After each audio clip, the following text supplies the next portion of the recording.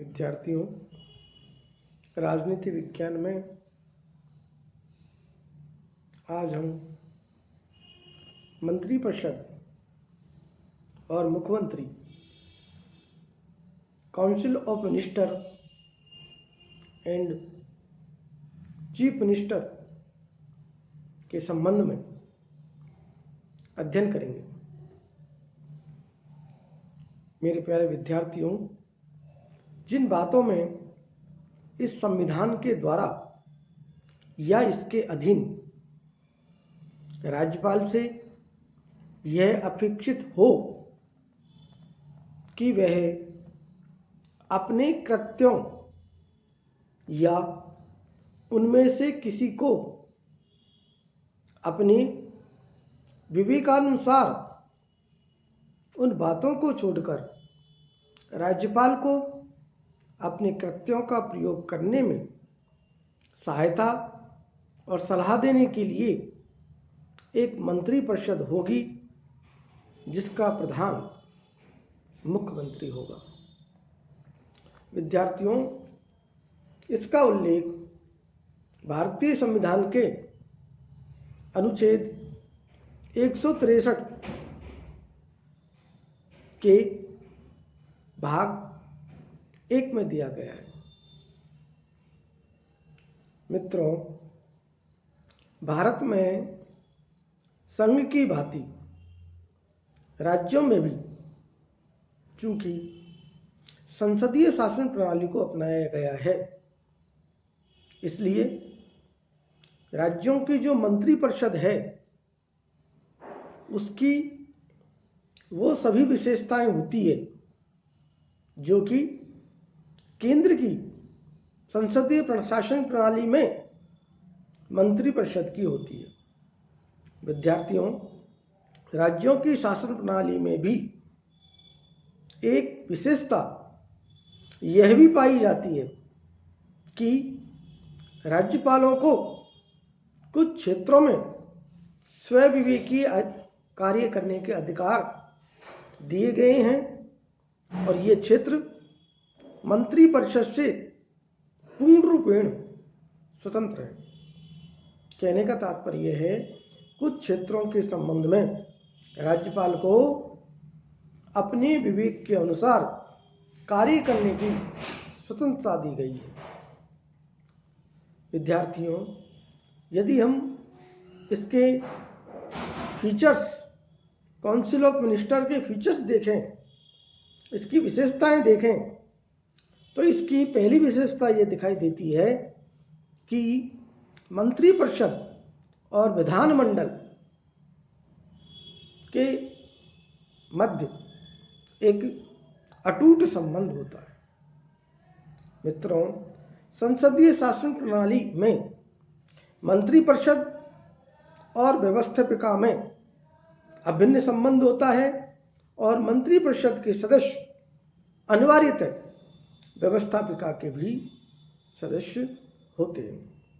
यदि कोई ऐसा व्यक्ति जो मंत्रिपरिषद का सदस्य नियुक्त किया जाता है जो कि राज्य विधानमंडल का सदस्य नहीं है, तो उसे 6 माह के भीतर भीतर राज्य की विधानसभा का सदस्य बन जाना आवश्यक होता है,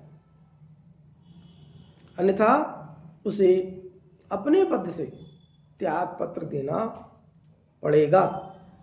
मंत्रिपरिषद के सदस्य विधानमंडलों की बैठकों में भाग लेते हैं, विधायकों द्वारा पूछे गए प्रश्नों का उत्तर देते हैं तथा सरकार की नीति और कार्यक्रमों के पक्ष में अपने विचार रखते हैं।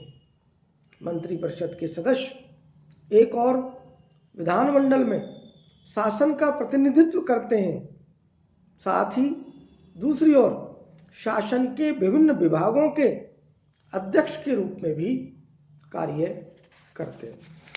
मेरे प्यारे विद्यार्थियों, इसका जो दूसरा फीचर्स हमें दिखाई देता है वह है राजनीतिक सजातीयता। इसका तात्पर्य यह है, इसका अभिप्राय यह है कि मंत्रिमंडल के सदस्य एक ही राजनीतिक दल के होते हैं अथवा एक ही राजनीतिक दल के साथ साथ एक ही विचार और सिद्धांतों पर सहमत होते हैं। अतः उनके विचार, उनके सिद्धांत जब में एकता होती है और राजनीतिक सजातीयता का सहभागी सिद्धांत यह है कि सहचारिता के अनुरूप सभी पॉलिटिकल पार्टीज के सदस्य एक सूत्र में बंधे रहें। इसका एक अन्य अर्थ यह भी है कि मंत्रिमंडल के सभी सदस्य मिलजुल कर संयुक्त रूप से कार्य करेंगे और भारत में चौथे आम चुनाव के बाद से संयुक्त मंत्रिमंडलों का निर्माण होना प्रारंभ हो गया था, किंतु यह व्यवस्था अब लंबे समय तक कभी चलती है और कभी बिखरती है। कहने का तात्पर्य यह है कि कभी गठबंधन की सरकार रहती है, कभी नहीं रहती। मित्रों, इसके अलावा इसकी जो तीसरी विशेषता हमें दिखाई देती है वह है मुख्यमंत्री का नेतृत्व। जैसा कि नाम से विदित है, मंत्री परिषद के शासन में मुख्यमंत्री नेतृत्व के रूप में कार्य करता है। मुख्यमंत्री ही मंत्रियों की नियुक्ति करता है, उनके विभागों का वितरण करता है, उनके कार्यों में समन्वय स्थापित करता है, उनकी कार्यशैली का निरीक्षण करता है और उन्हें पद से हटा भी सकता है। मुख्यमंत्री ही मंत्रिपरिषद की बैठकों में अध्यक्षता करता है और उसकी कार्रवाई का संचालन करता है। मित्रों, इसके अलावा इसकी जो चौथी विशेषता है वह है सामूहिक उत्तरदायित्व। जैसा कि नाम से विदित है, संविधान के अनुच्छेद 164 के 2 उपबंध के अनुसार मंत्रिपरिषद राज्य की विधानसभा के प्रति सामूहिक रूप से उत्तरदायी होगी और इस उपबंध में 2 तत्व हमें दिखाई देते हैं। पहला, मंत्रिपरिषद विधानसभा के प्रति उत्तरदायी होगी, अर्थात मंत्रिपरिषद तभी तक अपने पद पर बनी रह सकती है जब तक कि उसे विधानसभा का विश्वास मत प्राप्त है। यदि विधानसभा मंत्रिपरिषद की अनुदान मांगों में कटौती का प्रस्ताव पास कर दे अथवा सरकार द्वारा प्रस्तुत विधेयक को अस्वीकार कर दे अथवा मंत्रिपरिषद के प्रति अविश्वास प्रस्ताव पारित कर दे, तो मुख्यमंत्री सहित संपूर्ण मंत्रिपरिषद को अपने पद से त्यागपत्र देना होगा। इसका जो दूसरा तत्व है वो यह है कि समस्त मंत्रिपरिषद सामूहिक रूप से विधानमंडल के प्रति उत्तरदायी होती है और इसका अर्थ यह है कि यदि विधानमंडल किसी एक मंत्री के विरुद्ध अविश्वास का प्रस्ताव पारित कर दे तो न केवल उस मंत्री को बल्कि समस्त मंत्रिपरिषद को त्यागपत्र देना होता है। किसी एक मंत्रालय की अनुदान मांगों में कटौती करने या अस्वीकार करने का अर्थ यह होता है कि विधानसभा ने समस्त मंत्रिपरिषद के विरुद्ध अविश्वास प्रस्ताव को पारित कर दिया है, इसलिए समस्त मंत्रिपरिषद को त्यागपत्र देना होता है। विद्यार्थियों, इसके अलावा इसकी जो 5वीं विशेषता हमें दिखाई देती है वो है गोपनीयता, सीक्रेसी।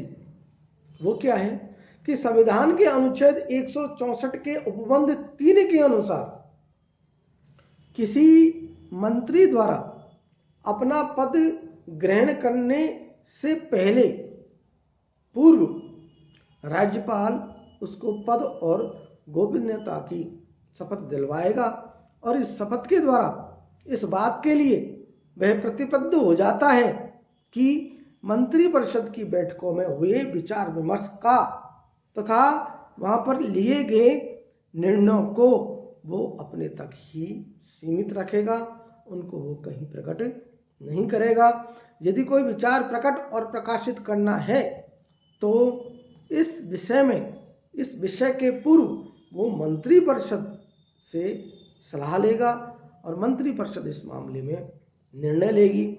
मंत्रिपरिषद में जिस समय विचार विमर्श हो रहा होता है उस समय प्रत्येक मंत्री अपने विचार प्रकट करने के लिए स्वतंत्र होता है, परंतु जब तक एक बार निर्णय हो जाता है तब तक वह पूर्ण मंत्रिपरिषद का निर्णय माना जाता है। और यदि कोई मंत्री जो मंत्रिपरिषद के किसी निर्णय से सहमत नहीं हो तो अपनी असहमति को सार्वजनिक रूप से व्यक्त करना चाहे तो ऐसा वह मंत्रिपरिषद से त्यागपत्र देने के बाद ही कर सकता है। कहने का तात्पर्य यह है कि संपूर्ण मंत्रिपरिषद के समस्त सदस्य एक दूसरे से सामूहिक रूप से बंधे रहते हैं। विद्यार्थियों, अब हम चर्चा करते हैं कि मंत्रिपरिषद का जो गठन है वो किस प्रकार होता है, कौन से अनुच्छेद से होता है। देखिए, संविधान के अनुच्छेद 163 के उपबंध 1 के अनुसार जिन बातों में इस संविधान के द्वारा या इसके अधीन राज्यपाल से यह अपेक्षित है कि वे अपने कृत्यों या उनमें से किसी को अपने विवेकानुसार करें, उन बातों को छोड़कर राज्यपाल को अपने कृत्यों का प्रयोग करने में सहायता और सलाह देने के लिए एक मंत्रिपरिषद होगी और इसका प्रधान मुख्यमंत्री होगा। विद्यार्थियों, आर्टिकल 164 के उपबंध 1 के अनुसार मुख्यमंत्री की नियुक्ति राज्यपाल करेगा और अन्य मंत्रियों की नियुक्ति राज्यपाल मुख्यमंत्री की सलाह से करेगा तथा मंत्री राज्यपाल के प्रसाद पर्यंत अपने पद पर बने रहेंगे। विद्यार्थियों, मंत्रिपरिषद की गठन की विधि इस प्रकार है कि आम चुनाव के बाद राज्यपाल विधानसभा के बहुमत प्राप्त दल के नेता को मुख्यमंत्री पद के लिए आमंत्रित करता है और मुख्यमंत्री के परामर्श से राज्यपाल अन्य मंत्रियों की नियुक्ति करता है। समस्त राज्य मंत्रियों के लिए विधानमंडल का सदस्य होना आवश्यक होता है। यदि किसी ऐसे व्यक्ति को मंत्री बना दिया गया है जो विधानमंडल का सदस्य नहीं हो तो ऐसे व्यक्ति को 6 माह के भीतर विधानमंडल की सदस्यता को ग्रहण करना होता है। यदि वो इस समय इस पद को ग्रहण नहीं कर पाता तो अपने पद से उसको त्यागपत्र देना होता है, अपने मंत्री पद से उसको त्यागपत्र देना होता है।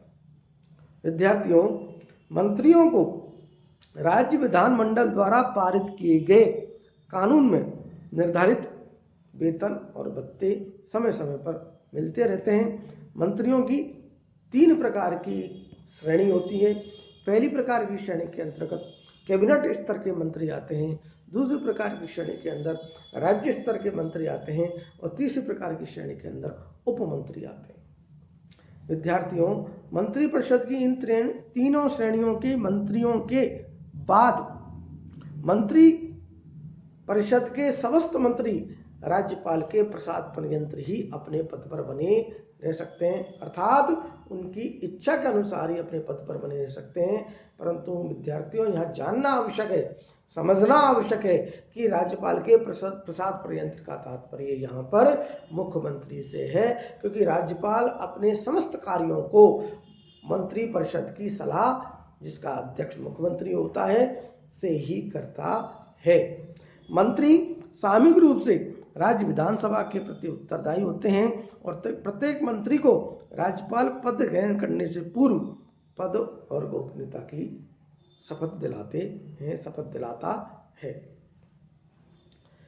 मित्रों, राज्य मंत्रिपरिषद की सदस्य संख्या संविधान के द्वारा निश्चित नहीं की गई है और यह मुख्यमंत्री की इच्छा और परिस्थितियों पर छोड़ दी गई है, इसलिए यह प्रत्येक राज्य में दूसरे राज्य से भिन्न भिन्न पाई जाती है।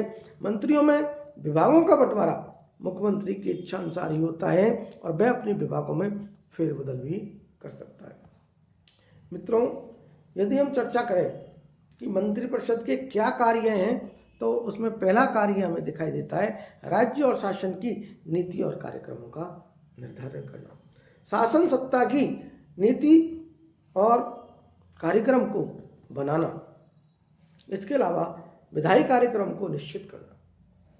तीसरा इसका जो कार्य दिखाई देता है वह विधेयकों को तैयार करवाकर उन्हें विधानमंडल में प्रस्तुत करना और उन्हें पारित करवाना। इसके अलावा इसका जो चौथा कार्य हमें दिखाई देता है वह बजट तैयार करना तथा वित्त मंत्री द्वारा विधानसभा में प्रस्तुत करवाना। पांचवा इसका जो कार्य दिखाई देता है वह व्यक्तिगत मंत्रियों का विभाग के अध्यक्ष के रूप में कार्य करना। इसका जो छठवां कार्य है वह विधानमंडल में सदस्यों द्वारा पूछे गए प्रश्नों के उत्तर देना और सरकारी नीतियों को स्पष्ट करना।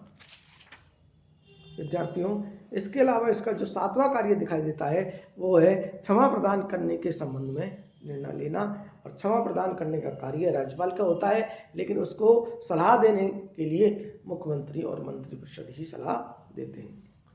आठवां इसका कार्य है एडवोकेट जनरल राज्य लोकसभा आयोग के सदस्यों तथा जिला जजों की आदि की नियुक्ति करना। और नौवां कार्य हमें जो दिखाई देता है वह राज्य शासन के विभिन्न विभागों में तालमेल स्थापित करना।